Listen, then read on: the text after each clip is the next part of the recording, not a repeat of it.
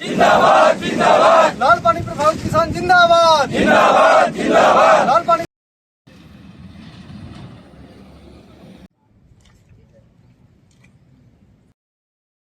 नमस्कार, मैं करण सोनी। आप सशक्त छत्तीसगढ़ देखना शुरू कर चुके हैं। प्रदेश में खनिज संपदा भरपूर है और अलग अलग जगह पर अलग अलग माइंस हैं। और अक्सर कहा जाता है कि जिस क्षेत्र में माइंस रहता है उस क्षेत्र का विकास होता है और सरकार को करोड़ों रुपए का राजस्व प्राप्त होता है। लेकिन जब आप ग्राउंड पर जाएंगे तो तस्वीर आपको अलग नज़र आएगी। मैं इस वक्त लाल पानी के इलाके पर मौजूद हूँ और ये बालोद ज़िले का महामाया माइंस है। यहाँ पे लगभग आसपास के क्षेत्र में 3 माइंस है और उसके नीचे कई दर्जनों गांव की बसाहट है। बसाहट के क्षेत्र में जो है लगातार जो ग्रामीण है वो लाल पानी से प्रभावित है। इनके फसल जो है वो ख़राब हो जा रहे हैं, साथ ही साथ स्थानीय लोगों को रोज़गार नहीं मिल रहा है और ये समस्या जो है पिछले कई दशक से बनी हुई है। यहाँ के स्थानीय लोग हैं, उनसे बात करते हैं। आप लोग कितने दिन से यहाँ पे बैठे हैं और क्या मांग है आप लोगों की? यहाँ तो हम लोग लगातार अभी करीब 25 दिन हो गए हैं। यहाँ पर हम लोगों को सबसे पहले तो तीनों माइंस के अंदर काम के लिए मुख्य मांग है हमारा, जो महामाया माइंस, दुल्की माइंस और कलौर माइंस बीएसपी पर संचालित है। इससे आने वाली लाल पानी और उसकी फाइंस मट्टी हम किसानों की खेतों में जाकर डस्ट पूरा परत जम जाती है, जिससे काफ़ी नुकसान होता है। उससे पशुओं को भी नुकसान होता है, हम मनुष्यों के साथ पशुओं को भी नुकसान होता है। और साथ ही साथ यहाँ पर बीएसपी प्रधान की ओर से कोई ध्यान नहीं दिया जा रहा, क्योंकि हमको आवागमन करने के लिए भी दिक्कत हो रहा है। रोड की व्यवस्था नहीं हो पा रही है, पीने लायक पानी नहीं है हमारे लिए, तो बहुत बड़ी समस्या खड़ी हो गई है। मुआवजे के लिए मांग करते हो क्या? मुआवजा तो वो 1-2 बार पहले दे चुके हैं, लेकिन वो मात्रा शेष मात्रा ही रह गई है उसमें। कितना देते हैं मुआवजा? कितने एकड़?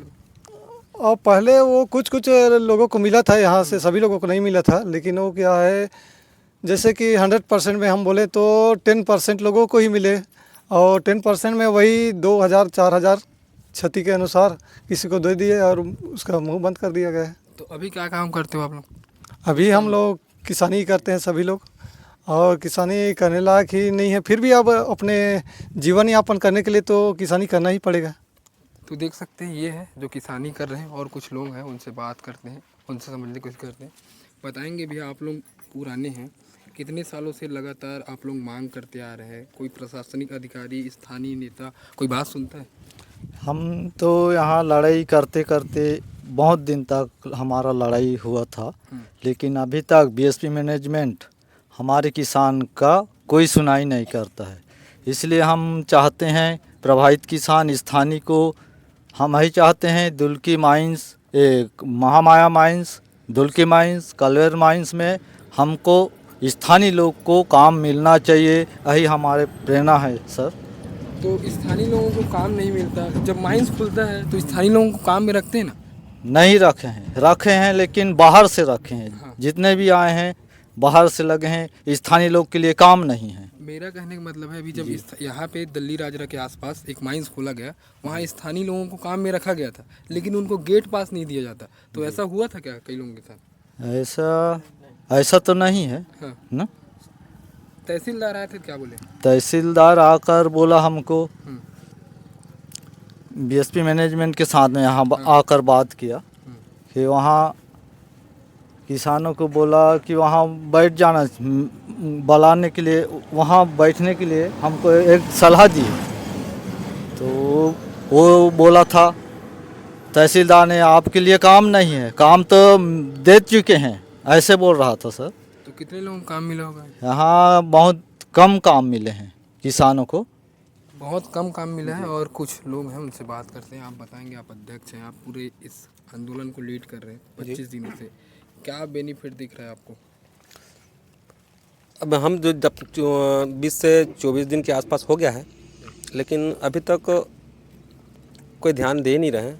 अब इसके उपरांत अगर ध्यान नहीं देंगे तो हो सकता है कल या परसों से अनिश्चितकालीन चक्का जाम करने के लिए बाध्य हो रहे हैं हम लोग। पहले भी चुनाव का बहिष्कार किए थे कभी आसपास के गाँव जी किए थे, लेकिन उन लोगों को कुछ लोगों को काम में रखा गया है।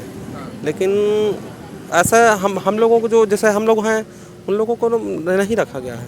तो 25 दिन में भी कोई आया कि नहीं आया? आया, तहसीलदार आया था, लेकिन वही बोलता है हम आप लोगों को काम में रख चुके हैं, आपके लोगों को काम में रख चुके हैं बोलते हैं, लेकिन कुछ लगे हैं, कुछ लगे ही नहीं हैं।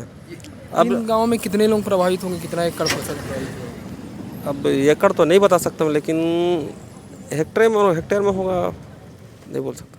तो कितने लोग हैं यहाँ पे आंदोलन में बैठे? 158 लोग हैं। 158 लोग पिछले दिनों से बैठे। और कुछ महिलाएं यहाँ पे उनसे बात करते हैं। दादी ते बता मोला का होथे, कैसे परेशानी होथे, और पहले ते देखा था कि जब फसल उगात हो तुमन ह खेती बाड़ी करत हो तो कितना दिक्कत होती तुमन? हमार खेत में लाल माटी आथे, लाल माटी के नाम लेके लाल लाल पानी आथे, लाल पानी के नाम से पानी भी नहीं आ सके, मिट्टी भी साथ में आथे, लाल मिट्टी। तो लाल मिट्टी आथे ना, खेत में बैठ जाते रफले, तो बैठ जाए तो खातू डाल बे, कतको खातू डाल, धान उपयोग नहीं हो, नहीं हो। तो अपन रोजी रोटी बा तो करे पड़थे ना, थोड़ी खाली बैठे रहो। तो कहीं 4 काठा 5 काठा धान हो ही, ऐसे करके हम काम करथन खेत में। तो हमार भारी नुकसान हावे, और ओकरे कारण हमन बीएसपी ला काम मांगथन। तो कौन सा काम कर लूँ अपन? कौन सा काम पर नहीं, खदान में हमला काम चाहिए। हमार बाल बच्चा काम करे माइस में, 3 ठन माइस खुले हैं, महामाया माइस, दुलकी माइस, कलवार माइस। तो काम मांगथन तो बीएसपी कहते तुहार तो काम नहीं, तुहार बा, और बाहर से लगाते बेरोजगार मला काम में, और हमार किसान वाला काम नहीं दे, किसान मन बा काम नहीं है, बेरोजगार बा काम है, बाहर से लगाते ते कर बा। जब हमारे बीएसपी आते तब बीएसपी बोलथन तो नहीं, मैं तो ले चुका हूँ, कहीं के कहते तो ले चुका है, तो हमारे किसान वाला काबर नहीं ले, ते बाहर से काबर ले था। यही हमार मांग है, और हमला काम चाहिए तीनों माइस। कई बार बोल रहे हो, कई बार बोल डाले, सुनाई नहीं दे। हमार।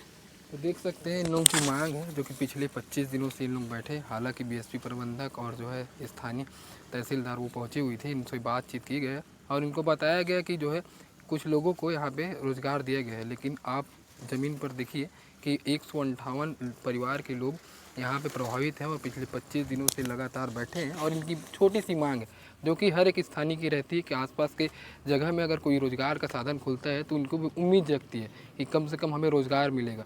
अगर फसल ही बर्बाद हो गई है, इनके खाने पीने के लिए व्यवस्था नहीं है, तो आदमी करे तो करे क्या। लगातार मांग उठ रही है। अब देखते हैं कि शासन प्रशासन के आला अधिकारी इस पर क्या रुख लेते हैं। और भी अपडेट के लिए बने रहें सच तक छत्तीसगढ़ के साथ।